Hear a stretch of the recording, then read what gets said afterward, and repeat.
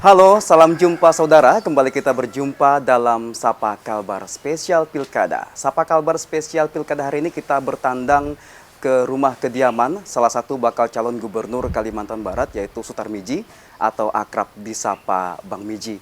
Kita ingin tahu di balik pencalonan tokoh yang satu ini, karena sebelumnya juga sudah menjabat sebagai gubernur Kalimantan Barat pada Pilgub Kalbar 2024 ini. Untuk itu sudah bersama dengan kita Sutar Miji atau akrab disapa Bang Miji. Apa kabar? Baik, alhamdulillah. Baik, Bang Miji, sapaan akrabnya bagaimana Pak sejauh ini Pak persiapan menjelang Pilgub ini? Kemarin sudah mengikuti serangkaian tes, kemudian juga pendaftaran juga sudah selesai. Bagaimana persiapan yang dilakukan?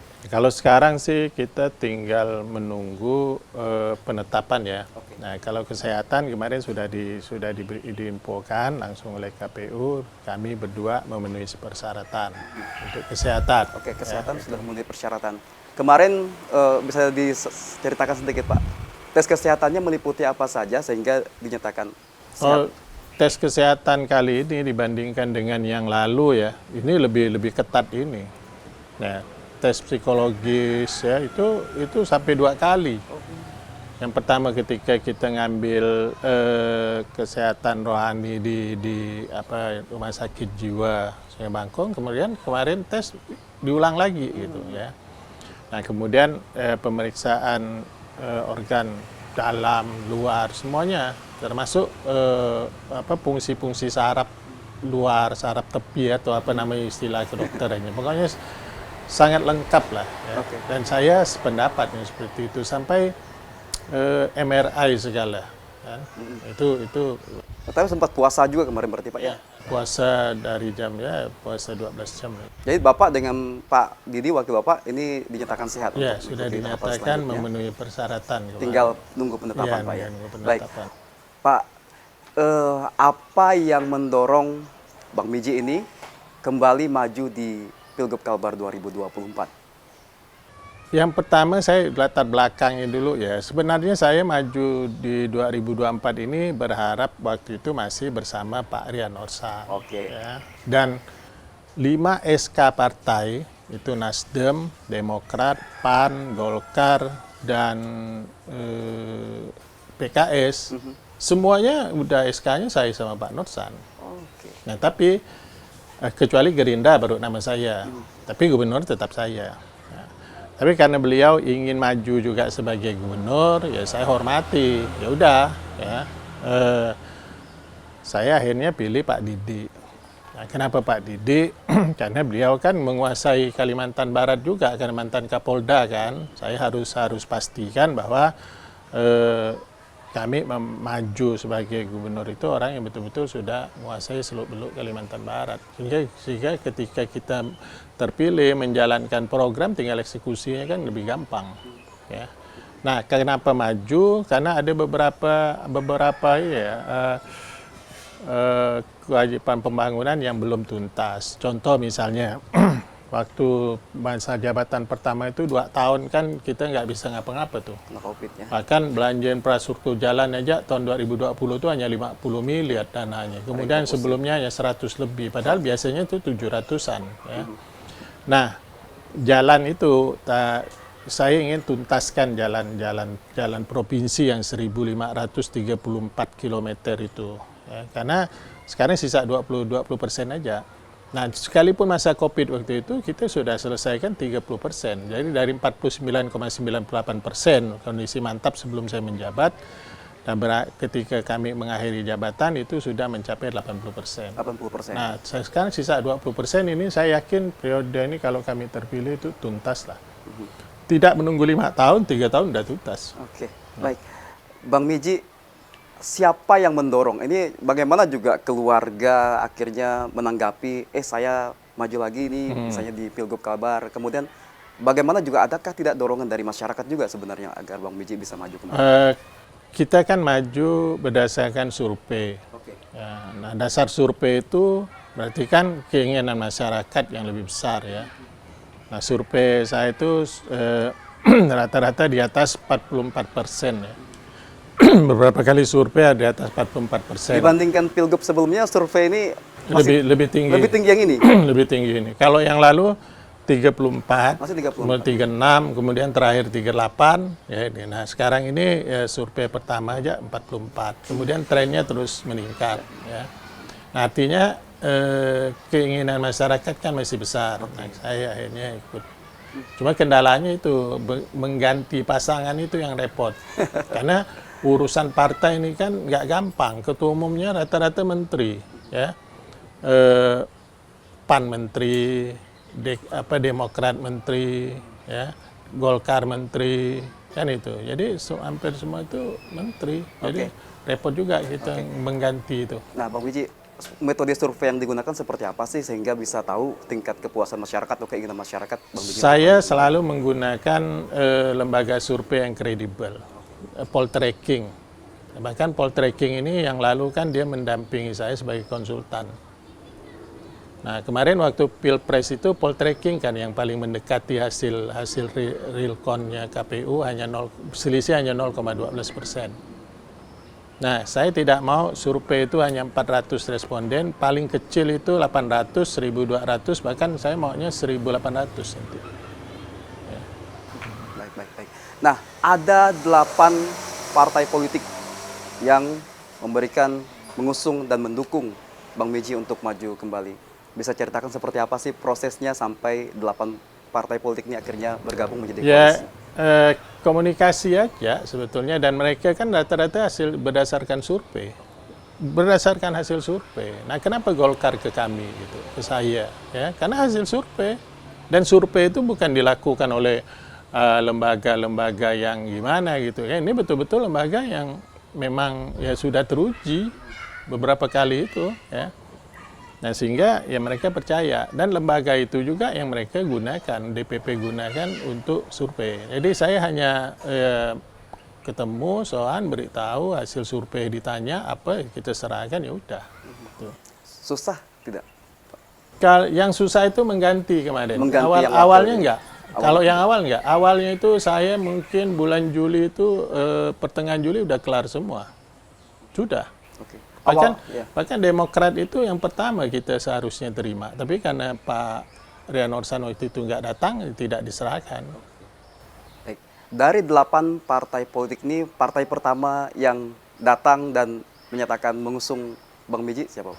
Ya, yang jelas bukan mereka ini ya, kita yang harusnya komunikasi kan. Nah, komunikasi itu ya bersamaan ketika mereka mulai pendaftaran, ya. Ketika Nasdem buka saya pergi, Golkar buka saya pergi, seluruh partai termasuk PDIP saya daftar. Baik. Nah, bagaimana proses ke depan ini pasca kemarin pendaftaran, kemudian tes kesehatan yang dipersiapkan oleh Bang Meji dan wakil? Kalau saya sih sudah mempersiapkan, tim-tim saya yang lama kan masih, kemudian sinergi atau kolaborasi dengan partai-partai pendukung bupati. Kalau sekarang ini sebenarnya lebih gampang dibandingkan yang lalu. Yang lalu kan kita bergerak sendiri dan hanya 5 kabupaten aja yang bersamaan, ya. Nah, kalau sekarang kan seluruh kabupaten kota kan bersamaan. Jadi tinggal calon bupati. Nah, repotnya itu saya. Jadi hampir semua calon bupati itu ada partai yang dukung saya di situ. Nah, repotnya di situ. Oke, baik Bang Meji, tahan dulu, nanti kita lanjutkan. Nanti kita akan bertanya seputar alasan penunjukan mantan Kapolda Kalimantan Barat sebagai wakil dari Bang Meji di Pilgub Kalbar 2024. Jangan kemana-mana saudara, Sapa Kalbar Spesial Pilkada masih akan kembali setelah jeda berikut, tetaplah bersama kami.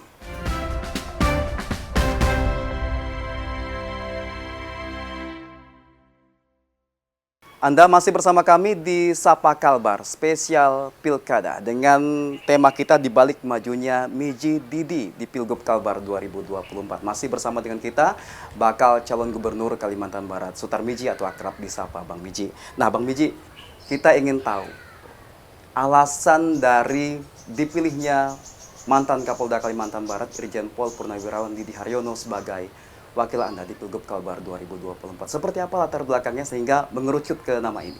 Nah, sebetulnya kita koalisi waktu itu sudah sepakat bahwa wakil itu Golkar. Oke.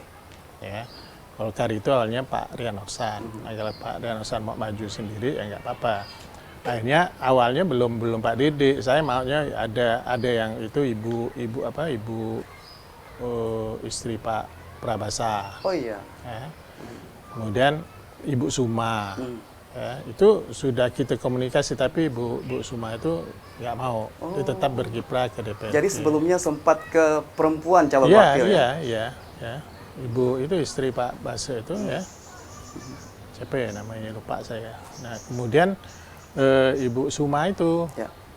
ya, itu komunikasinya ya, lewat Pak Maman, lewat saya langsung sebagainya. Akhirnya beliau tetap ingin sebagai anggota DPRD. Ya itu udah kita ini kan. Nah, akhirnya kita diskusikan, ya udah kalau gitu Pak Didi aja, saya bilang kan, saya usulkan. Nah, Pak Didi itu nggak tahu dia belum ada komunikasi sebelumnya, nggak Iya, ada. iya. Beliau ke Pontianak, saya di Jakarta waktu itu. Akhirnya saya panggil beliau di Jakarta ya. Udah. Nah, kenapa pertimbangan Pak Didi? Ketika beliau Kapolda 2017-2020, saya gubernur 2018, itu kan terjadi kebakaran lahan yang luar biasa, Luar biasa waktu di itu kan. Kalbar. Kita di lapangan itu kan Pak Didi sebagai Kapolda juga turun langsung ini kan, banyak sekali yang kita tindak. Ada 157 yang kita tegur, itu ada yang bahkan ada yang diajukan ke pengadilan sampai kena denda 917 miliar. Nah, kemudian COVID. Setelah itu COVID kan. Nah, COVID ini juga kita berkolaborasi. Terakhir dengan Polda dan Kodam itu kita bersinergi dalam hal percepatan capaian desa mandiri.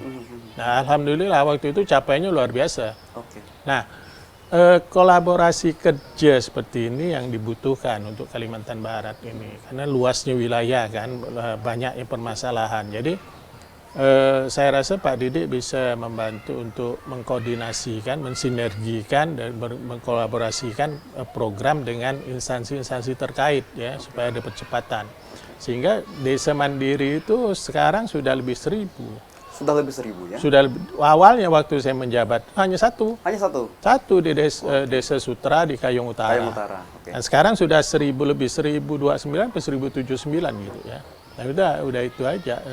Dan itu yang paling banyak kalau persentase dalam satu provinsi desa mandiri Kalbar. Yang kita serius sih, bahkan dengan Pangdam waktu itu ya, kita ada 150-an TNI itu yang jadi guru di perbatasan. Karena guru nggak ada waktu itu, kurang lah ya. Oke, baik.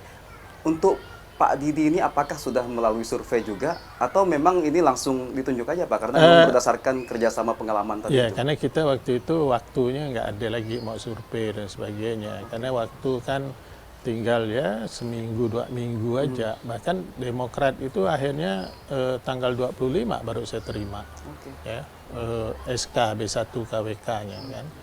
Kalau Nasdem lebih cepat, kemudian Golkar juga. Golkar itu tanggal 20 sama dengan 24 atau 25 gitu juga malam ya.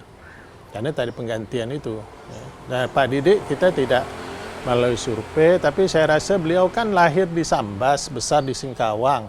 Asli orang Kalbar, bertugas sering di sini, pernah Kapolres Kapuas Hulu ya. Nah, hanya pertimbangan itu aja. Kemudian waktu beliau Kapolda, kolaborasi kerja yang bagus ya, capaiannya bagus ya, dalam kondisi yang darurat betul waktu itu COVID dan ini kita bisa melalui itu dengan baik. Gitu. Nah, jadi itu juga jadi keyakinan Bang Miji bisa berpasangan dengan dan ditambah lagi kan masalah-masalah yang kita ini kan kadang masalah keamanan dan sebagainya kan, beliau kan paham betul ya orang itu. Oke. Nah, dengan pasangan ini kita tahu Bang Miji wali kota 2 periode, akrab betul dengan wakil. Kemudian gubernur kemarin juga sangat akrab juga. Nah, ini bagaimana, apa yang dilakukan Bang Miji sehingga bisa bertahan terus dengan wakil? Karena kita ketahui banyak juga kepala daerah yang tidak cocok dengan wakilnya. Kemudian bagaimana dengan Pak Didi ini nanti ke depan? Sebetulnya di dalam aturan, dalam undang-undang, dalam peraturan pemerintah itu sudah jelas tugas wakil itu apa, tugas gubernur itu apa, kan itu aja. Nah, saya selalu beri ruang itu. Nah, sekarang wakil harus pahami tugasnya apa, ya. Jangan melewati itu, gitu ya. Nah, misalnya mau tanda tangan, apapun biar saya nggak di tempat pun nggak boleh tanda tangan itu surat keluar itu tanggung jawab gubernur, kan itu. Nah, ini yang harus dipahami oleh wakil. Sepanjang wakil itu paham tentang tupoksi dia, nggak biasa-biasa aja, nggak masalah. Ya. Jadi dengan Pak Didi diyakini bisa membagi tugas dengan baik nih Pak. Saya yakin, apalagi beliau itu kan pernah Irwasda. Nah, tanggung jawab inspektorat itu kan di bawah beliau sebetulnya. Operasionalnya ya di bawah beliau. Pengawasan ya, tertiban pegawai dan sebagainya, itu udah biasa deh. Sebagai Irwasda kan pasti ya seluruh tugasnya itu juga. Nah, mengenai ke depan, apakah akan berpasangan atau menyebar nih Pak ketika masa kampanye dilakukan? Nyebar ya, tidak mungkin kita bersama-sama kecuali di Ada kampanye akbar juga ke depan? Enggak, saya tidak memilih karena hampir tidak efektif. Biayanya besar. Ini berdasarkan ya. pengalaman sebelumnya? Ya, biaya yang besar, apalagi sekarang kan dengan kabupaten kan bupati-bupati kan ada gitu. Jadi nggak terlalu, nggak efektif. Nah, bagaimana ini untuk menghimpun kekuatan mesin partai untuk bergerak memenangkan Pilgub Kalbar yang dilakukan? Masing-masing partai sudah ini nanti tanggal 6, 7 Golkar, Nasdem mengadakan rapim ya, kemudian anggota-anggota dewan terpilih juga dipanggil ya, mereka bahkan ya harus ada sanksi untuk mereka-mereka yang cuma diam aja ini ya, walaupun gimana. Cuma ya APK sebenarnya kita harus siapkan. Oke. Nah, menurut Bang Miji, apa keunikan dari pasangan ini sehingga ini cocok loh untuk memimpin Kalimantan Barat? Kalau saya tidak mandang keunikannya, saya hanya mandang dari sisi merealisasikan program. Ya, perlu orang-orang yang betul-betul bisa pertama disiplin, kedua ya tegas, yaitu. Nah, kadang kita tegas kan dianggap arogan, ya bukan arogan, tegas dengan arogan itu ya memang beda-beda tipis, tapi tinggal pemahaman orang aja ya. Nah, kalau orang tidak pernah berinteraksi sama saya sama Pak Didi lalu bilang arogan gimana? Kan nggak mungkin kan? Nah, itu. Nah, perlu hal-hal seperti itu sehingga ketika periode pertama itu saya terapkan itu ya, hasilnya kan ya, bukan kalau kita bilang luar biasa nggak juga, tapi hasilnya cukup bisa merubah ya tampilan Kalimantan Barat di wajah tata kelola pemerintahan secara nasional. Oke. Nah, Bang Miji, ini kan pilkada ini bersifat kedaerahan sehingga sangat rawan. Apalagi ada 3 calon, kemudian di daerah juga ada pilkada yang digelar. Bagaimana Bang Miji akan menjalankan nanti pada saat tahapan kampanye misalnya hingga saat nanti hari pemungutan suara? Kalau itu sih saya rasa yang lalu mungkin lebih diprediksi lebih rawan lagi ya yang lalu ya. Nah, sekarang kan ternyata kan enggak ya. Nah, sekarang juga kan saya rasa sama aja dengan yang lalu. Kalau saya selalu sampaikan kepada tim sukses saya, biar orang ngomong apa tentang saya, tentang Pak Didi, ya senyumin aja lah, jangan ditanggapi gimana. Boleh jawab semua kritik itu dengan data, dengan fakta. Termasuk yang di media sosial nih, Bang. Ya. Karena banyak juga yang pro kontra, ada yang setuju, ada juga yang negatif. Kita lihat dia ini media sosial, yang like itu berapa? Ya, dibandingkan postingan kita berapa? Ya, sekian, ada yang mantau itu tim IT, saya mantau ketika ini kita topik ini kan dalam waktu bersamaan gitu, bersamaan ya, hitungan jam, misalnya dalam 4 jam itu yang like ke kita, yang komen berapa, mereka berapa. Nah, perbandingannya itu kita bisa menunjukkan itu tren keinginan masyarakat itu gimana. Nah, yang selalu menjelek-jelekkan calon lain itu ya yang suka paling ya 6, 7 aja. Nah, ngapain kita tanggapin? Kan?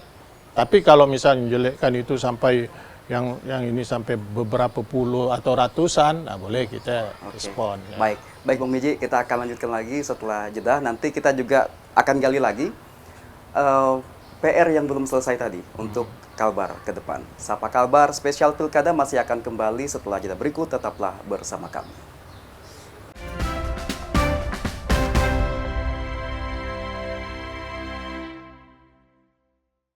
Terima kasih Anda masih bersama kami di Sapa Kalbar Spesial Pilkada. Kita masih bersama dengan Sutar Miji, bakal calon gubernur Kalimantan Barat yang sudah bergabung dengan kita untuk membahas di balik majunya Miji Didi di Pilgub Kalbar 2024. Nah, Bang Miji, seperti apa pola kampanye yang akan dilakukan ke depan? Apakah akan juga menggunakan media yang seperti apa nantinya? Kemudian seberapa banyak tempat yang ditargetkan akan menjadi tempat yang akan dituju untuk kampanye nanti? Saya semua pergerakan kampanye saya berdasarkan hasil survei. Ya, survei itu topiknya apa sih yang menarik? Nah, usia yang ini sekian, misalnya sampai 21 tahun itu topiknya apa? Itu yang menarik apa? Kemudian medianya apa? Sampai media cetaknya yang paling disukai itu apa? Ya, kita harus pasang iklan di situ atau buat berita di situ, gitu ya. Nah, kemudian kalau medsos itu ya Facebook berapa persen, ya IG berapa persen, YouTube berapa persen, itu juga jadi pertimbangan kita. Nah, ketika di YouTube itu topiknya apa sih? Oke. Nah, Facebook itu karena segmennya siapa, topiknya apa gitu. Itu semua ya kita ini kan. Ya, sehingga kemudian kita lihat dari calon-calon itu ketika mereka memposting misalnya ini jam sekian, kita posting ini juga ya materi yang beda, materinya sama, objeknya cuma beda dikit-dikit aja. Nah, kita lihat trennya, sekian jam berapa, mereka berapa, like-nya berapa, kita berapa, dan sebagainya. Bahkan ada yang 16, ada yang cuma 16, 79, nah kita sampai 500, berarti kan sudah pas itu ya. Nah, ada yang mantau seperti itu. Ya, dan kita tidak mau menjelek-jelekkan pasangan. Oke.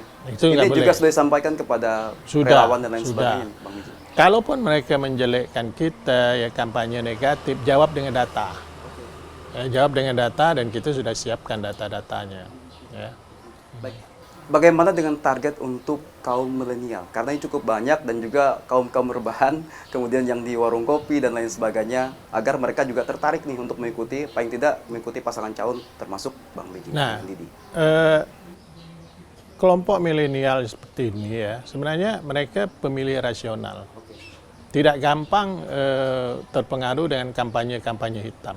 Ya, dan mereka juga mengkaji ya walaupun di warung kopi, tapi mereka tidak mudah. Ya. Segmen-segmen yang seperti ini kita lihat dukungan saya untuk segmen misalnya pendidikan yang sampai tamat SD itu berapa persen, SMP itu berapa persen, ya. SMP berapa persen, SMA berapa, perguruan tinggi berapa. Nah, untuk segmen misalnya ya kita lihat penghasilan, dari sisi penghasilan, semuanya itu jadi pertimbangan sehingga yang kita tampilkan itu betul-betul rasional ketika mereka menemukan postingan kita itu. Nah, bagaimana dengan postingan yang negatif tadi? Mungkin ke depan ada tindakan khusus jika memang ini dianggap sangat menyudutkan dan lain sebagainya. Kalau saya enggak, selama ini juga bagaimana tuh media pembuat berita yang gini ya, berita ya korupsi mujahidin lah, korupsi inilah. Orang kan lihat ya mau dibilang korupsi mujahidin, faktanya kan bangunan itu bagus sekali, sekolah paling bagus di Kalimantan Barat dengan nilai dengan nominal yang kecil kan. Yeah. Mereka nggak percaya, ya nggak percaya sehingga survei kita itu trennya naik terus gitu kan. Ini mempengaruhi itu enggak.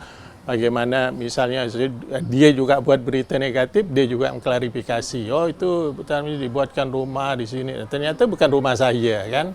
Nah, itu kan oh ini bukan juga kan.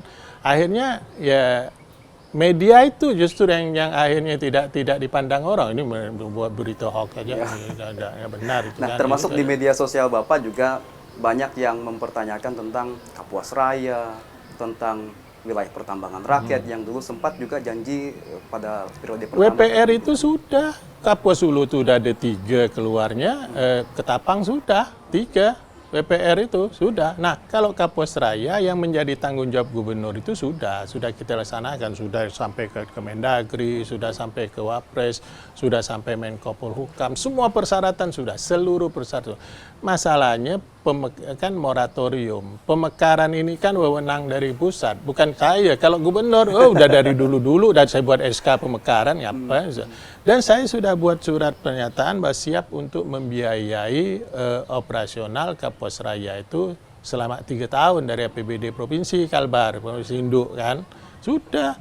Cuma masalahnya, dan bahkan waktu itu amanat presidennya sudah ada 17 itu. Tetapi karena pemerintahan Pak Jokowi moratorium, ya pemekaran, ya nggak bisa. Kan bisa dipaksa tuh. Nah, banyak juga masyarakat yang sudah paham. Tapi yang tak paham itu kan ya calon yang tak ngerti gitu ya. Tak ngerti prosedur bagaimana pemekaran. Pokok saya beres, kalau saya beres dari mana ya. Dari mana prosedurnya itu tetap lewat undang-undang, lewat ini ya. Yang harus memperjuangkan itu ya DPR RI.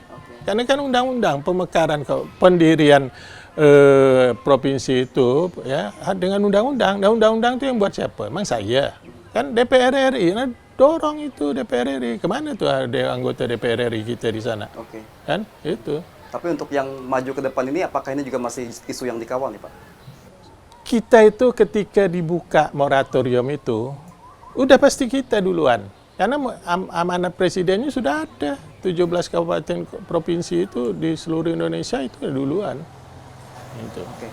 Nah, mengenai PR ke depan dan target tadi yang masih ada yang persoalan yang harus diselesaikan ke depan ini. Yang apa jelas, yang akan jadi fokus? Ya, yang jelas itu infrastruktur jalan. Jalan itu ketika saya bersama Pak Renosan mimpin itu kondisi mantap ya, jalan provinsi itu 1.534 km. Kondisi mantap itu hanya 49,98%. Walaupun datanya dibuat 86, itu data amburadul itu. Ya. Akhirnya kita uji dengan ini, dengan mekanisme yang benar. Ternyata hanya 49,98%. Nah, 5 tahun dalam pemerintahan saya itu, walaupun kondisi COVID waktu itu, kita bisa selesaikan hampir 30%. Sekarang kondisinya sudah hampir 80%. Ya, yang di posting-posting itu kan yang 20% itu. Yang 20% ini awalnya sebetulnya jalan kabupaten, yang sebagian ya jalan kabupaten yang diambil jadi jalan provinsi. Tapi ngambil jalannya diambil, anggarannya nggak ada. Nah, karena pemerintahan pertama dalam kondisi COVID itu bisa selesai 30%, nah kan 20% ini bisa selesai dalam kondisi yang normal, itu gampang kali, 3 tahun juga sudah selesai. Ya. Oke, baik. Bang Miji, kita sudah di paruh akhir perbincangan kita kali ini, dan saya ingin tahu apa yang ingin disampaikan Bang Miji kepada masyarakat, penyelenggara pemilu, agar pilkada serentak di Kalimantan Barat ini bisa berjalan dengan aman dan lancar. Yang pertama, saya harap kondisi Kalbar dalam menghadapi pilkada ini tetap aman dan kondusif. Perbedaan pilihan tidak masalah ya, dan masyarakat sudah cerdas, sudah bisa merasakan ya gimana pemerintahan kami sebelumnya ya. Jangan termakan isu-isu dari propaganda negatif ya dari pasangan calon lain. Nah, untuk tim sukses saya, mau simpatisan saya berharap jangan menanggapi kampanye negatif itu dengan reaktif. Ya. Kita jawab dengan data. Ya, kalau misalnya tidak punya datanya, minta dengan saya. Jadi setiap itu kita jawab dengan data. Ya. Kemudian jangan terpancing dengan hal-hal yang seperti itu. Ya biar aja mereka ini, karena kita lihat trennya. Ketika orang menggunakan kampanye-kampanye negatif itu justru sebenarnya berbalik ke dia gitu. Berbalik ke dia, dan orang akan melihat apa yang sudah dia lakukan, apa yang sudah dia buat ketika menjalankan pemerintahan. Itu aja. Jadi jawab semuanya dengan data. Jawab semua dengan data. Baik, terima kasih Bang Miji untuk waktunya. Dan saudara, demikian perbincangan kita bersama bakal calon gubernur Kalbar Sutarmiji mengenai dibalik majunya Miji Didi di Pilgub Kalbar. Semoga informasi yang disampaikan bermanfaat. Saya Raida Todi bersama kru yang bertugas pamit undur diri. Terus saksikan program-program menarik lainnya di Kompas TV Independen Terpercaya. Kompas TV Independen Terpercaya.